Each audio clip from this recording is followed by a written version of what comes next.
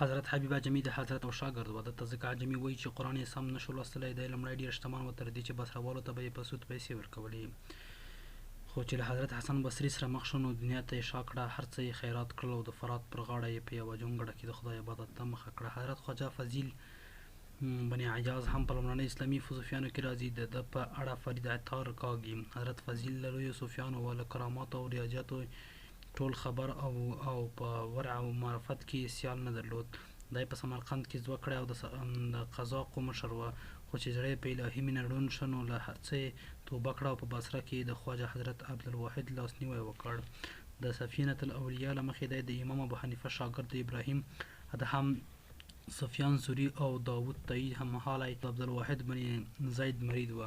د حضرت فضیل له خلفاو او واکمنو سره نه لګېده. که به ناڅاپي ورسره مخ شو نو په ډېره زړورتیا او مېړانه به یې د هغوی تېروتنې او نارواوې ورښودلې.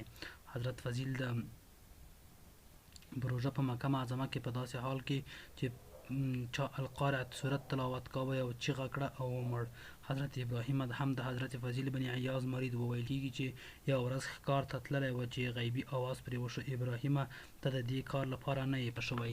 له دې غږ سره یې هر څه وغورځول او په فضیلت طریقت کې کوټلي ګامونه واخیستل. دی پر 161 هجري په شام کې وفات شو، خو حیات صوفیه یې د مړینې نیټه 166 هجري ښوولې ده. حضرت ربعه بصري یا رابعه او عابده یوه نیکه او عابده ښځه وه. یو څه وخت وینځه هم وه چې ورځې به یې په روژه او د خپلو بعده به یې د څښتن په عبادت روڼولې. وایي چې تل به یې ژړل او چې د دوزخ نوم به بېهوښه شوه. ډوډۍ لږ خوړه او چې چا به د خوړو لپاره څه ویل به چې زه دنیا نه غواړم. همدا لامل و چې ډنګره وه. طبقات له اولیا وایي چې 80 کلنۍ کمزورې شوه او له مزله هم ووته. ربعه بصري د حضرت حسن بصري شاګرده وه او چې څو به په مجلس ته ورسېدلې نه وه تر هغې به یې پیل نه کاوه. خو مارټن لینګز وایي چې د حسن بصري د مړینې پر مهال ربیعه عدویه 11 کلنه وه. حضرت داود طایی هم دی د امام ابو حنیفه شاګرد او د حضرت فضیل بن عیاض او ابراهیم ادهم هممهالی وه. د کشف المحجوب او نفحات الحسن له مخې د ابو مسلم حبیب بن سلیم الراعي مرید و او له ده یې زده کړې وکړې. حضرت داود طایی په زهد ورع کې سیال دا وه. یو مټکی چې وچه ډوډۍ به یې پکې ساتله، یوه بند حنا او یوه اومه خامه خښته چې ډوډۍ ډډه یې ورته وهله ورکره وه او تل به یې پر خپلو ملګرو ټینګار کاوه چې په کور کې د یوه سپاره تروري ډېر سامان ونه ساتي. دی د 155 هجري کال د لومړۍ خور پر 8 وفات شو. دغو لومړنیو مسلمانانو صوفیانو ښه ژوره فردي مبارزه وکړه، خو خپل فکر و عمل یې ټولنیز نه کړ او نه یې ولس ته لاره ورکړه، ځکه دوی له دنیا بیزاره او د سکون په لټه وو. د دوی زیاتره اثار ورک دي چې په پاتو هغو کې د عبدالله بن مبارک پر کتاب الزهد دی. دا کتاب د هغو حدیثونو ټولګه ده چې د زهد په اړه دي. همدا راز سفیان سوری ته هم ځینې کتابونه منسوبېږي چې جامع الکبیر فی الفقه و اختلاف، جامع الصغیر کتاب الفرائض او کتاب التفسیر دي. دی پر 90 هجري وزېږېده او پر 155 هجري له کوفې نه بصرې ته راغی او نور ژوند یې همدلته تېر کړل. د اسلامي تصوف دویم پړاو د یوناني پوهنو له اغېزه پیلېږي. د امویانو په تېره د عباسیانو په وخت کې چې د بېلابېلو پوهنو او هنرونو اړوند توکي عربي ته وژباړل شول، فلسفې ته ځانګړې پاملرنه وشوه.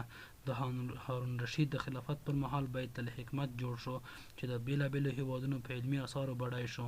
بیا د مامون رشید په وخت کې مناظرو ته لاره هواره شوه او په دې توګه د فلسفې د پاخه اغېز له امله د مسلمانانو د ذهنونو د شک جال چاپېر شو. د دغه پوهنو او فلسفو له امله پر ذات او صفات او دوزخ او جنت، قرآن، معجزات او معراج او نورو موضوعاتو تاوده بحثونه پیل شول، تر دې چې د قرآني آیتونو د عقلي توجیهاتو لټه وشوه. پر داسې مهال هغه صوفیان راوټوکېدل چې له عقله یې کرکه او پر عشق یې ټینګار وکړ. دغو صوفیانو د عقل او فلسفې په مټ د راپیدا شویو ذهني ګډوډیو او شک مخه په قلبي کیفیاتو او داخلي جذبې ډوب کړه چې له دې لارې الهي عشق میدان یووړ.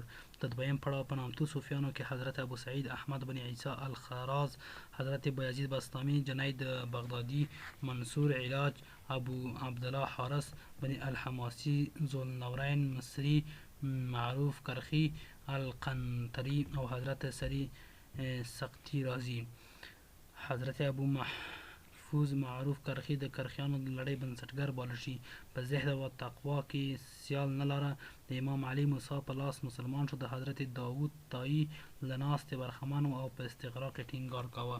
حضرت کرخي مستجاب الدعوت او اوس یې هم په بغداد کې پر مزار د باران دعا غوښتنه شي. دی د مامون رشید په وخت کې پر 200 هجري ومړ.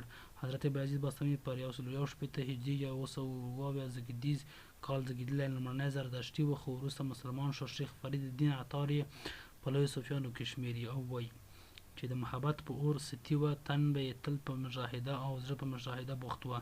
جنید بغدادي وایي چې بایزید په موږ کې داسې دی لکه په ملایکو کې چې جبرائیل دی. دی زیاتوي چې پر کوم ځای نور صوفیان انتها ته رسي، له هغه ځایه د بایزید یون پیلېږي. بایزید بستامي د متوکل د خلافت پر مهال پر 234 هجري وفات شو. د ابوبکر بن حجدر شبیلي نیکونه له خراسان راغلي وو. خدای تر بلوغه په بغداد کې دیره او د خلیفه د کورنیو چارو سلاکار وه. بیا یې د نساج په ځای کې د یوې غونډې پر مهال پرېکړه وکړه چې تصوف بخپلوي، نو دولتي دنده یې پرېښوده او د جنید بغدادي پر ډله ورګډ شو. دی د امام مالک پیرو او د جنید بغدادي شاګرد و. ډېر حدیثونه یې راټول کړي وو. شبیلي یو عابد او متقي سړی و. د 78 کالو په عمر پر 132 هجري ومړ او د بغداد په خیر ځان مړستون کې خښ دی. ابو عبدالله حارث بن عید الحماسبي 145 هجري په خاوشا په بصره کې وزیږېد. دی عرب و، خو وروسته بغداد ته راغی او همدلته یې واړول. د طبقات الاولیاء له مخې دی په صوفیانو کې د طبیعي او ټولنیزو پوهنو عالم و. د پروفیسر یوسف سلیم چشتي په وینا د ده یوازې د 17 اثارو قلمي نسخې وموندل شوي دي چې په دې کې بیا 4 کتاب الرعایة فی التصوف، من انا الباب الی الله، د کتاب البصر و الرضا څو پاڼې او د کتاب التوهم د چاپ په ګڼه پسولل شوي دي. دی د سریق سقطي او جنید بغدادي ملګری او پر 243 هجري په بغداد کې مړ شو. حضرت سری سقطي چې د سقطیو د لړۍ بنسټګر باله شي پر 155 هجري زوه کړی دی. دی د جنید بغدادي ماما و. همداراز له معروف کرخي سره یې ناسته پاسته وه. سری سقطي لومړنی صوفي و چې په بغداد کې پر توحید تودې خبرې وکړې. د علامه خلیق احمد نظامي په وینا د ده د توحید مفکوره وروسته پر وحدت الوجود واوښته. فرید الدین عطار ورته د تصوف د لاروي امام، د حلم و ثبات و غر او د میړانې او لورینې خزانه وایي. د جنید بغدادي خبره ده چې ما تر سری سقطي لوی لمونځغاړی نه دی لیدلی. سری سقطي په خپل نه اتیا کلن ژوند کې له وروستیو څو ورځو پرته یوه شیبه هم بې عبادته نه ده تېره کړې. د حیات الصوفیه له مخې دی د 98 کلو په عمر پر 253 هجري کې ومړ، خو قشیري یې د مړینې نیټه 257 هجري او ابن عاکر یې 250 هم بولي. سری سقطي د 8 عباسي خلفاو خلافت لیدلی و. شیخ ابوبکر محمد ابن مسلم عبدالرحمن القنطري د بغداد و. د خپلې بېوسۍ او زهد له امله مشهور و. ګوښه‌توب یې خوښېده، ډېر کم غږېده او د سفیان سوري د احادیثو د ټولګې په خرڅ یې ژوند تېراوه. حضرت ابو الفیض ذوالنون مصري چې خپل نوم یې صوبان بن ابراهیم و، د پلار لخوا د لوبې هستوګن و، خو دی په جزیره کې ومړ. د کشف المحجوب پر بنسټ د کرامت بیړۍ او د ولایت خزانه وه او په غوره تابعینو کې شمېره شو. ذوالنون مصري د امام مالک انس شاګرد او د اسرافیل چې د لویدیځوالو پیرو شاګرد و. دی په تصوف کې د ملامتیا ډلې ملګری او د کراماتو څښتن و او په خپلو اثارو کې پر حال و مقام غږېدلی دی. مصري په 245 هجري کې ومړ. حضرت ابو سعید ابن عیسی الخراز 280 هجري مړ. د درېیمې پیړۍ په نامتو صوفیانو کې شمېر شي. دی د بغداد او د ذوالنون مصري او سری سقطي په څېر د لویو صوفیانو له ناستې برخمن و. طبقات الاولیاء وایي چې د ابو سعید لومړنی سړی و چې د فنا او بقا خبره راپورته کړه. د پروفیسر یوسف سلیم چشتي په اند د نوموړي اثر کتاب السقط د حارث المحاسبي تر کتاب الرعایة لحقوق الله وروسته مخکښ دی چې چاپ شوی دی. د فرید الدین عطار په وینا د پر تصوف 400 کتابونه لیکلي دي.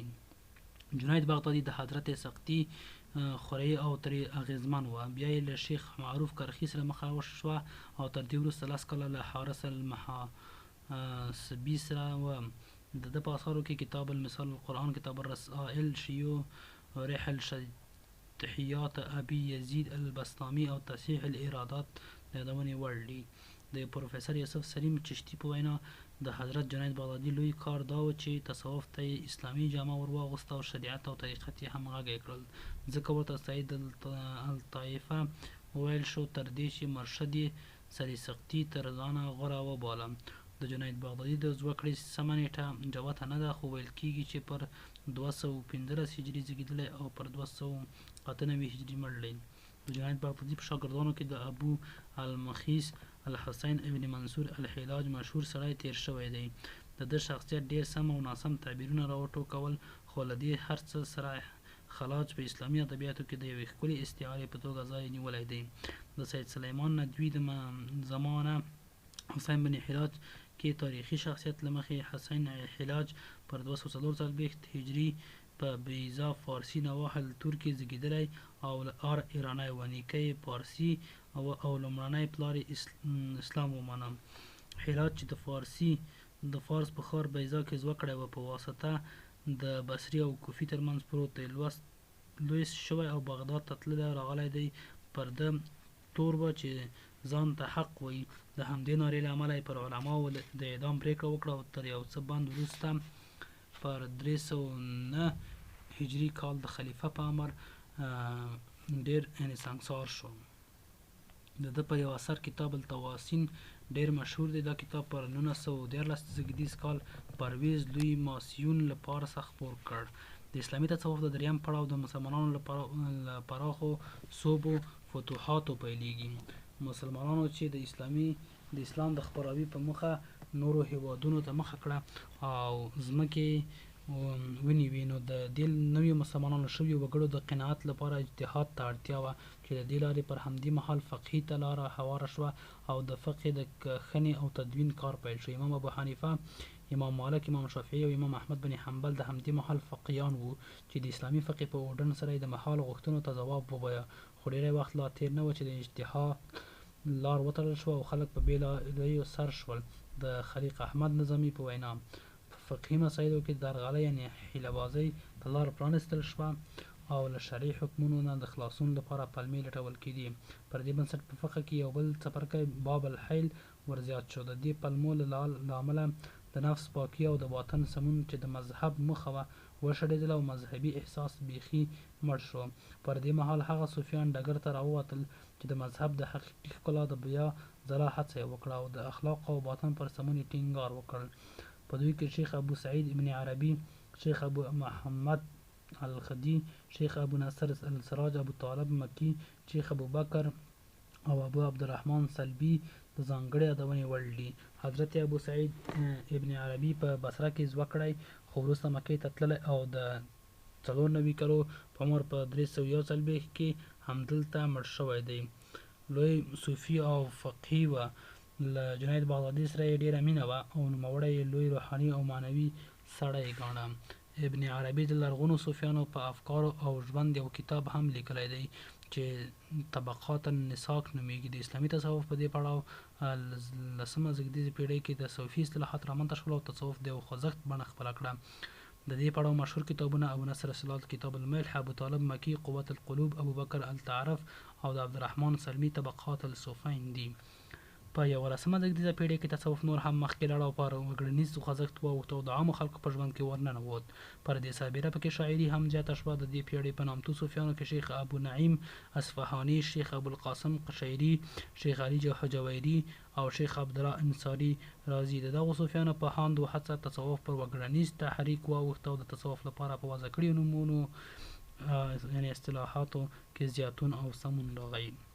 اسلامي تصوف په 12مه پیړۍ کې نور هم پیاوړی شو او هر اړخیزې شننې وشوې او نور اصطلاحات هم ورته ځانګړي شول. څرنګه چې په دې پیړۍ کې اسلامي نړۍ له زوال سره مخ وه او د بغداد خلافت په شړېدو و، نو اسلامي واکمنو د اعمالو سمون ته اړتیا درلوده. صوفیانو همدې کار ته ګوتې واچولې او تصوف یې مذهب ته نور هم ورنږدې کړ.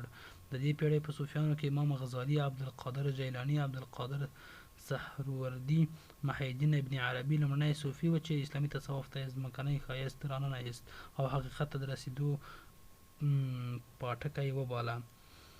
نوموړي پر دې سربېره پر وحدت الوجود او وحدت الشهود ښایسته ډېرې خبرې وکړې. شیخ شهاب الدین سهروردي په دې پېړۍ کې د حکیم ثنایي، فریدالدین عطار او نظامي ګنجوي غوندې صوفیان شاعران هم رامنځته شول چې تصوف یې له شعر سره وپیه. په دې صوفیانو کې امام غزالي چې اسلامي تصوف ته یې فلسفي رنګ ورکړ او خپل کتاب الحیاء العلوم دین یې په فلسفي یا استدلالي میتود ولیکه. د ځانګړې یادونې وړ دي په 14مه زېږدیزه پېړۍ کې مغولو پر بغداد برید وکړ او څو د ښار زیاتره وګړي یې ووژل. مغولو پر بغداد سربېره د اسلامي قلمرو نورې ډېرې سیمې او تمدنونه هم ویجاړ کړل او ډله ییزې وژنې وکړې. د مغولو بریدونو او وژنو مسلمانان له اقتصادي پلوه څه چې له اخلاقي او اروايي اړخه هم بد وځپل. په دغه وخت کې تصوف ښه وغوړېد. ټولنه کې موجودو صوفیانو د دې ناوړه حالت د مخنیوي هڅه وکړه او زیار یې ویست چې د مسلمانانو اخلاق ورغوي او پر ځان یې ډاډمن کړي. د دې پېړۍ صوفیان زیاتره شاعران دي چې په هغو کې شیخ سعید الدین عراقي او احدي راځي.